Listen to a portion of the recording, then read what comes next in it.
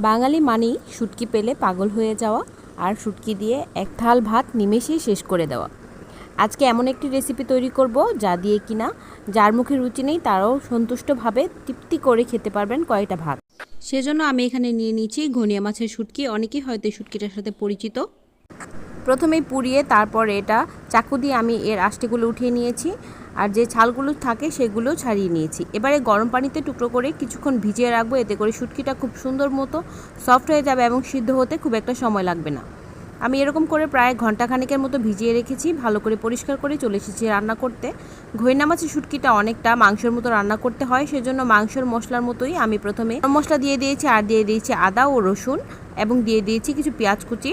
এখানে পেঁয়াজটা বেশি পরিমাণে ইউজ করতে হবে, শুটকির তরকারি মানেই পেঁয়াজের পরিমাণটা একটু বাড়িয়ে দিতে হয়। এরপর একে একে দিয়ে দিলাম হলুদ গুঁড়া, মরিচ গুঁড়া, ঝালটা যে যার পরিমাণ অনুযায়ী দিয়ে দিবেন। এরপরে দিয়ে দিচ্ছি সামান্য ধনিয়ার গুঁড়া এবং দিয়ে দিলাম 1 চা চামচ লবণ। সব কিছু খুব ভালো করে মিশিয়ে এবার সামান্য পানি দিয়ে কিছুক্ষণ মশলাটাকে কষিয়ে নেব। মশলাটা সুন্দরভাবে কষে গিয়েছে, এবার দিয়ে দিচ্ছি কেটে কুটে রাখা শুটকিটাকে আমি কিন্তু মশলার সাথে বেশ ভালো করে কিছু সময় নিয়ে কষিয়ে নিয়েছি।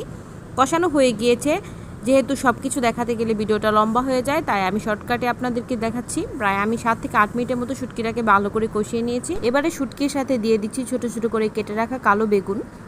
অনেকেই বেগুন দিয়ে শুটকি খেতে পছন্দ করে না, তারা কিন্তু চাইলে অন্য সবজি দিয়েও এই শুটকিটা রান্না করতে পারেন কিংবা শুধু পেঁয়াজ দিয়েও রান্না করতে পারেন। খুব মজা লাগে কিন্তু পেঁয়াজ দিয়ে রান্না করলেও। এ পর্যায়ে দুটো বড় সাইজের রসুন আমি কুচি করে রেখেছিলাম, সেটা দিয়ে দিয়েছি। শুটকির তরকারিতে কিন্তু রসুনটা অবশ্যই মাস্ট দিতে হয়, এতে করে মুখে পড়লে বেশ খেতে ভালো লাগে। শুটকি এবং বেগুনটা সম্পূর্ণভাবে সিদ্ধ হতে সময় লেগেছে 15 থেকে 20 মিনিটের মতো। এর মাঝে আমি মৃদু আঁচে কিন্তু শুটকিটাকে খুব ভালো করে সিদ্ধ করে রান্না করে নিয়েছি। গরম গরম ভাতের সাথে এই শুটকির তরকারিটি খেতে কিন্তু অনেক অনেক ভালো লাগে।